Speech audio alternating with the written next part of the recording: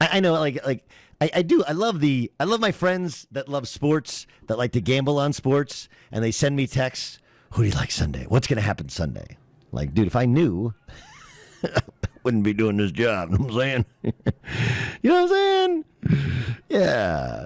If I knew I would be betting. I would go down the street to Reno, Nevada, and I would throw some money down on who. Now, I'll tell you who I'm going to pick later on in the show. But I can tell you definitively there will be one of two storylines on Monday, regardless of how they actually play. That's the way it works. We've done this for almost every round of the playoffs, and it's pretty much worked, right? We told you that if Tom Brady beat Aaron Rodgers, then it was Tom Brady beating Aaron Rodgers, and that's that, and there's no GOAT discussion. I mean, Aaron Rodgers played better than Tom Brady. He did. If you look at the vast majority of plays, of throws, turnovers that Brady made. Now, Brady had some incredible plays he made, 2 touchdown passes that were just dimes in the first half. But generally, we judge how you play in big games based upon how you play in the fourth quarter, right? Don't we? And though Rodgers wasn't great, perfect, and didn't make the ultimate game-winning touchdown throw, and he did have a down taken away from him by his coach's ill-fated decision. That said, I don't think anybody would say that Brady played better than him. But we told you what the narrative was going to be.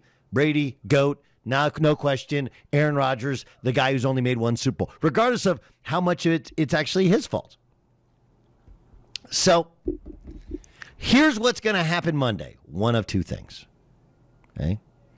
Tom Brady is going to win his 7th championship, putting him past Michael Jordan as the greatest winner in the history of modern team sports. Or Pat Mahomes is going to enter that greatest of all time discussion, because the 2nd championship solidifies you among the legends, right? Peyton Manning won one limping and didn't do much anything, but he still gets credit. It goes on his resume as a Super Bowl win. Ben Roethlisberger had the lowest quarterback rating of any Super Bowl winning quarterback during his first win, but he won his 2nd one through the game-winning touchdown pass, and it solidified him. That's his Hall of Fame. Eli Manning is going to be in the Hall of Fame. We do this stupid thing. We're like, is Eli Manning a Hall of Famer? He won 2 Super Bowls. He beat the Patriots both times. He beat the undefeated Patriots. More than anything, he won 2 Super Bowls. Of course he's going to the Pro Football Hall of Fame. Okay, so Pat Mahomes wins his 2nd in 2 years and was an MVP in the other year, and he's been a starting quarterback for like 5 minutes. Like, we're not even having no discussion. But the discussion becomes about him being, that's going to be the passing of the torch. It's official, passing of the torch. Because the last time they matched up in the playoffs, it was very similar to what happened to Aaron Rodgers. Pat Mahomes wasn't great, but was better. I mean, Rodgers was better than Mahomes was that game. Wasn't great, but was better. But Mahomes, once again, found a way. Brady found a way to win the game. Like, that's the thing. You're like, God, this guy just finds a way to win the game. Do you hate that? But that's what winners do.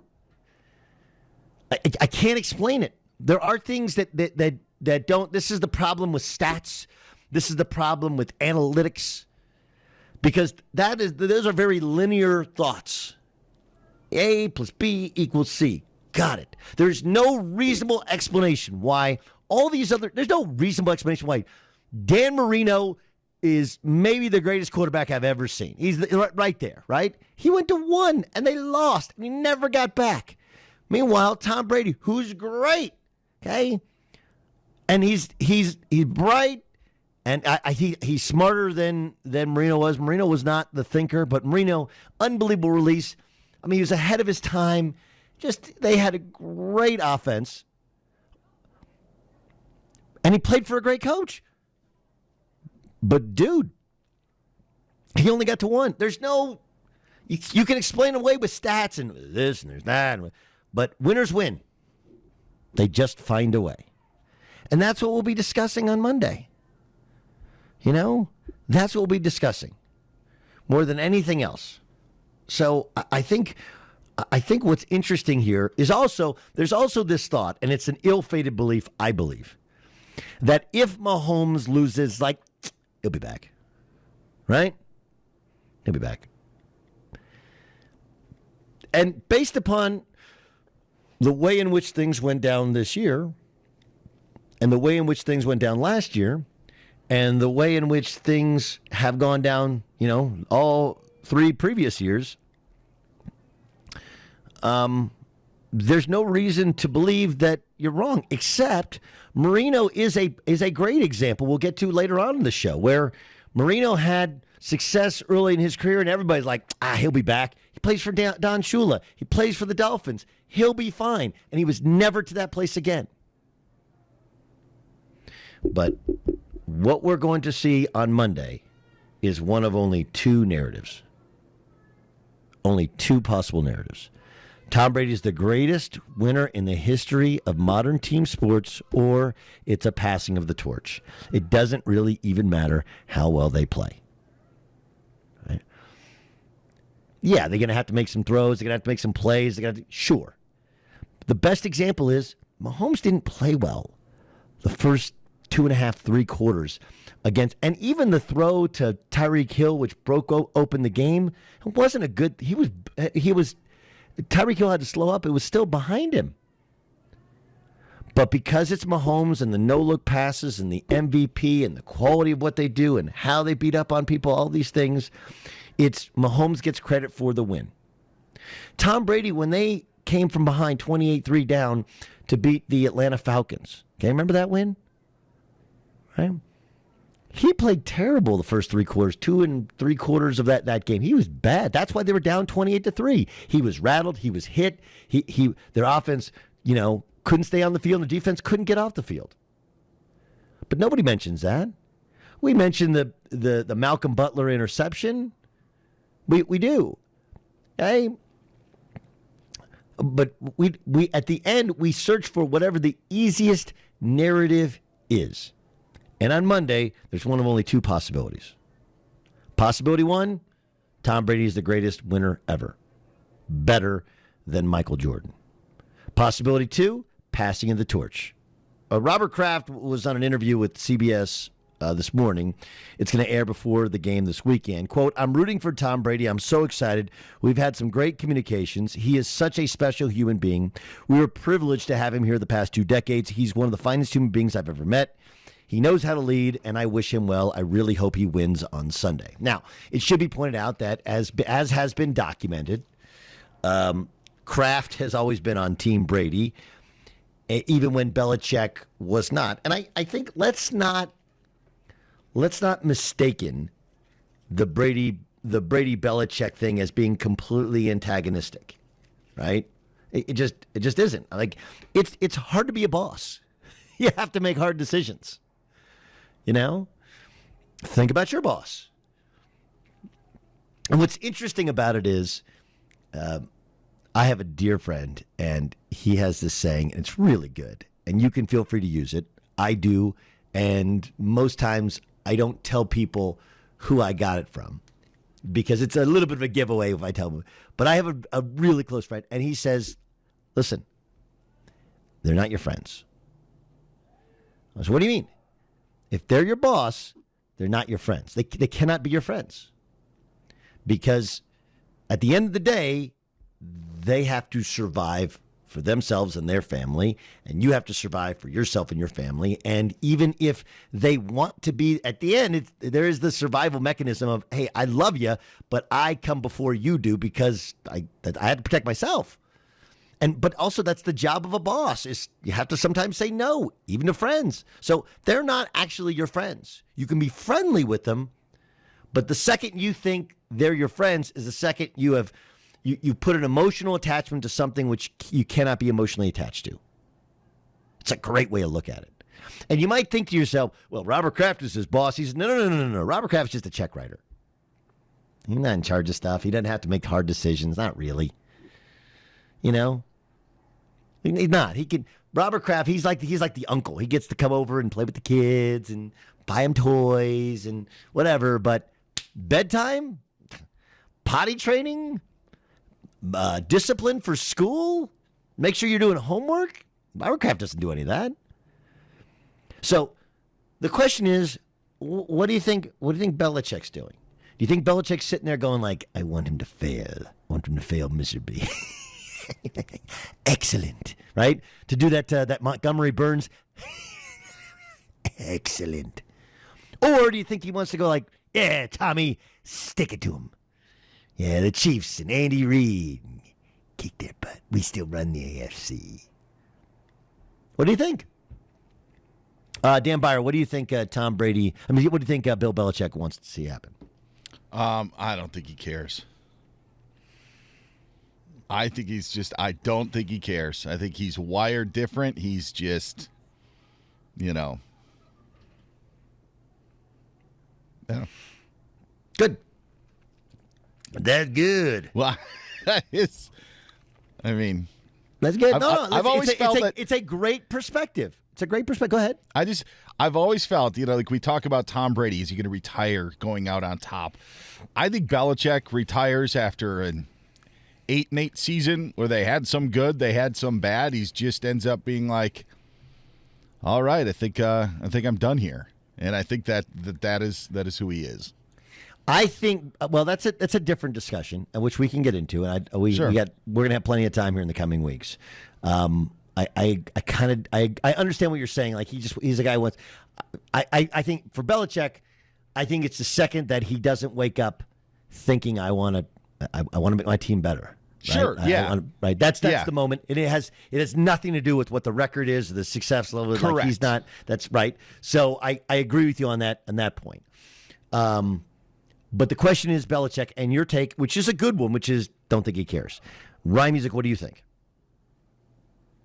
I think there is a part of him that is wanting Tom Brady to do well.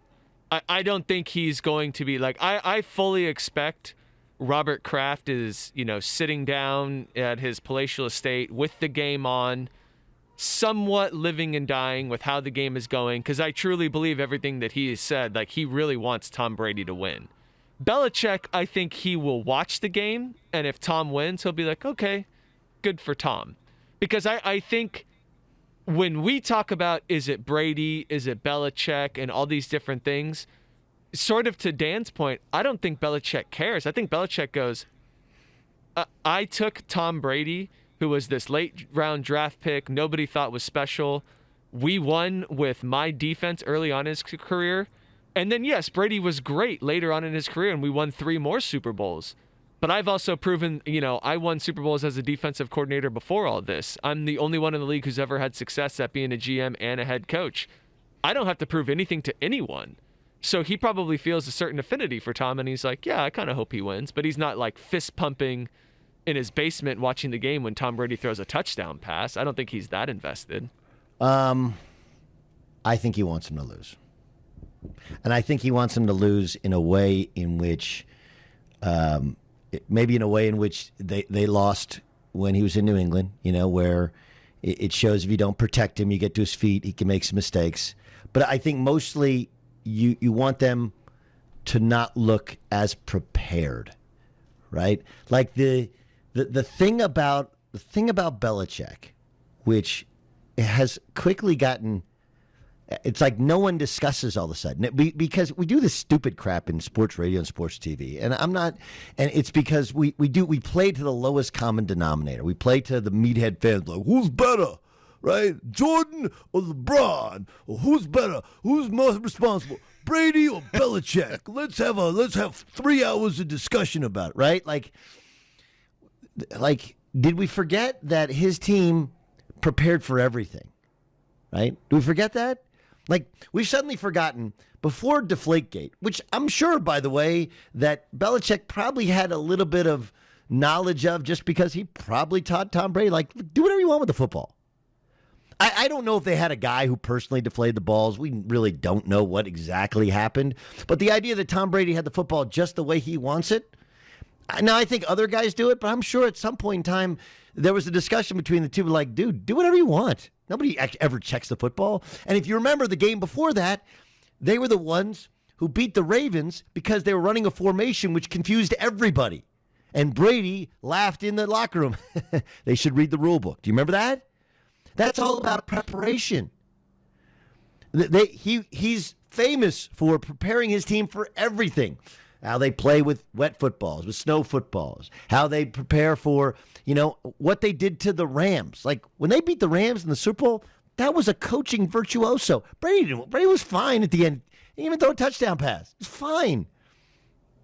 He made one big throw to Gronk, which was great. Meanwhile, the Rams had an offense which no one could stop, and they had 3 stinking points. And if you ask Sean McVay, he's like, I got outcoached. And he's not kidding about it. They played a style of defense in the first half, which confused the Rams. They go into halftime to the locker room, and they figure it out, and they come out, and some of it's because of injury. The Pats play a different style in the second half, and they can't figure it out. Like, we somehow have forgotten, but there's no quit. Like, you're a competitive dude. Like, you're a competitive dude. You don't just turn that off. Nobody just turns that off.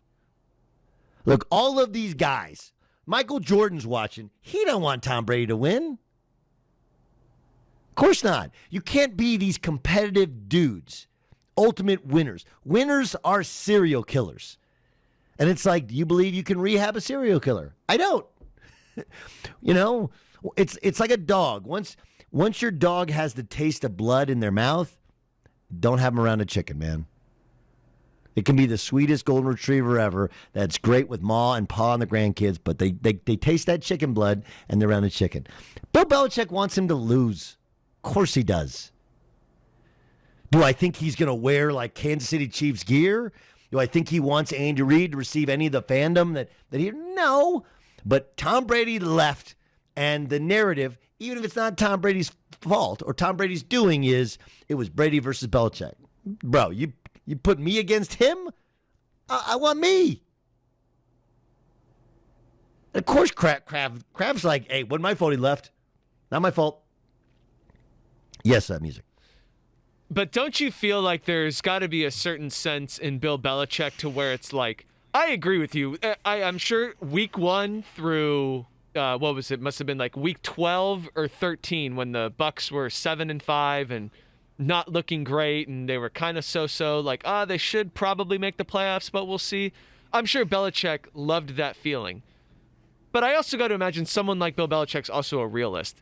I mean, Brady's there. Like, he's in the Super Bowl. Whether or not Brady could succeed without Belichick has basically already been proven out. Like, he's done it.